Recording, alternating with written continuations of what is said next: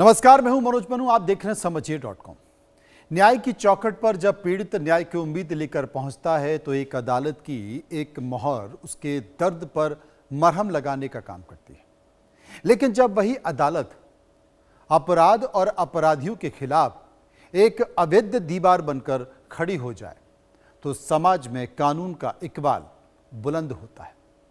उत्तर प्रदेश की न्यायिक व्यवस्था में इन दिनों एक ऐसा ही अध्याय लिखा जा रहा है जिसने पूरे प्रदेश के साथ साथ देश भर की न्याय प्रणाली का ध्यान अपनी तरफ खींच लिया है।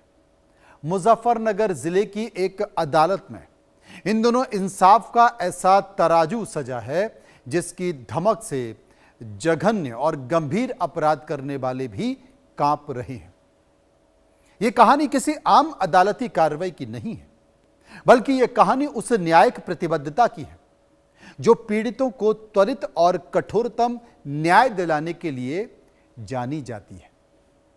महज 4 महीनों के बेहद छोटे से अंतराल में जहां दर्जनों पुराने आपराधिक मामले धूल खा रहे थे, वहां एक के बाद एक 10 अलग अलग मुकदमों में 22 अपराधियों को मौत की सजा यानी कि फांसी की सजा सुना दी गई है।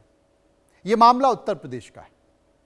अदालत का यह रुख केवल आंकड़ों का खेल नहीं है, बल्कि उन पीड़ित परिवारों की सिसकियों का जवाब है जो सालों से न्याय का इंतजार कर रहे थे। अब तक कुल 35 अपराधियों को फांसी के तख्ते तक पहुंचाने वाले ये ऐतिहासिक फैसले देने वाले जज साहब एक मिसाल बन चुके हैं। समझिए.com में आज इन्हीं फांसी की चर्चा।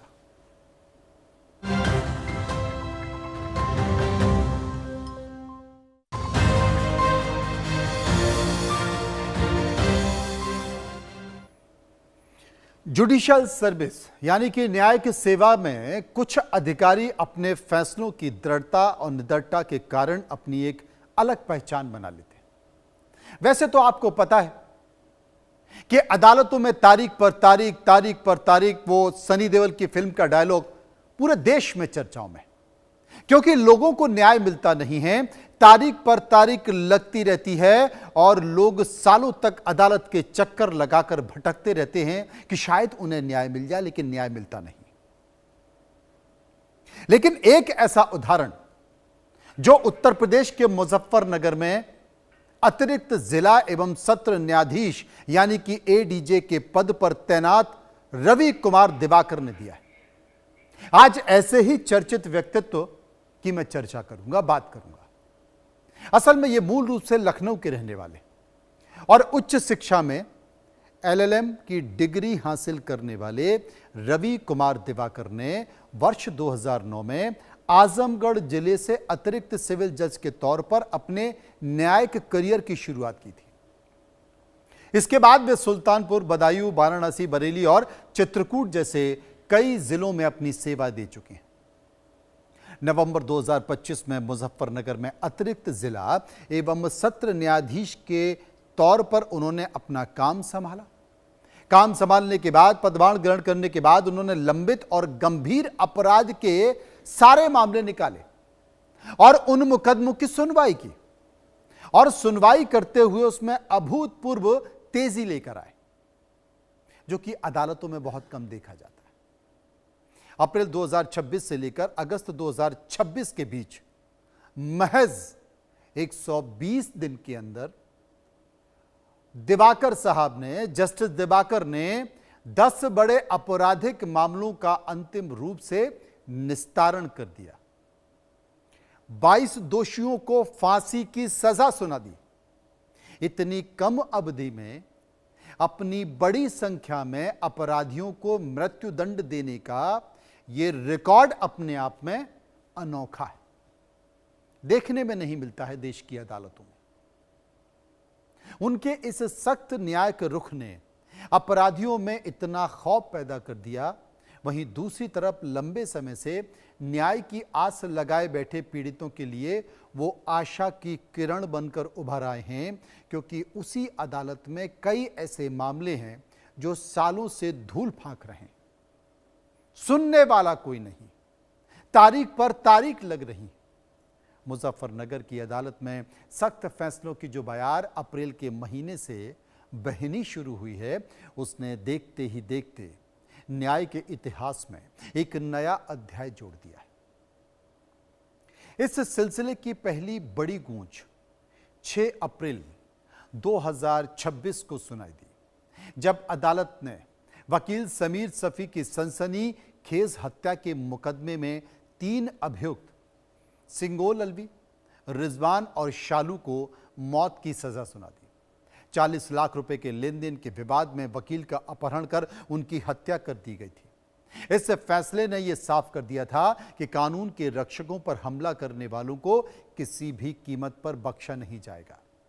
इसके बाद तो जैसे हर महीने अदालत के कड़े फैसलों की बौछार लगने लगी। 28 अप्रैल को शेखर हत्याकांड ने अदालत के एक ही परिवार के 4 सदस्य, 4 फैमिली मेंबर, पिता मुकेश, उनके 3 बेटे को फांसी की सजा सुना दी, जिन्होंने महज 70,000 रुपए के विवाद में ईंटों से कुचलकर हत्या कर दी थी किसी की। मई के महीने में 30 तारीख को 15 साल पुराने दोहरे हत्याकांड में रईस उर्फ जाहिद को मौत की सजा सुना दी, जिसने मां और 6 साल के मासूम बच्चे की बेरहमी से जान ले ली थी। जून और जुलाई के महीने में भी न्याय की यह तलवार थमी नहीं। 20 जून को सेनी हत्याकांड में 2 दोषी रामकरण और गिलू को फांसी की सजा सुना दी। जुलाई में 2 तारीख को एक फैसला आया, जिसमें 6 जुलाई को पंचायत चुनाव में रंजिश में पूर्व प्रधान प्रमोद सिंह समेत 2 दोषियों को फांसी दे दी गई और 17 जुलाई को 4 अन्य अपराधियों को मौत की सजा मिली। अगस्त के महीने में भी तेजी बरकरार रही। 12 जून को 27 साल पुराने अपहरण और हत्याकांड में शहनवाज को, 13 अगस्त को शामली के पवन हत्याकांड में 4 दोषियों को फांसी की सजा सुना दी।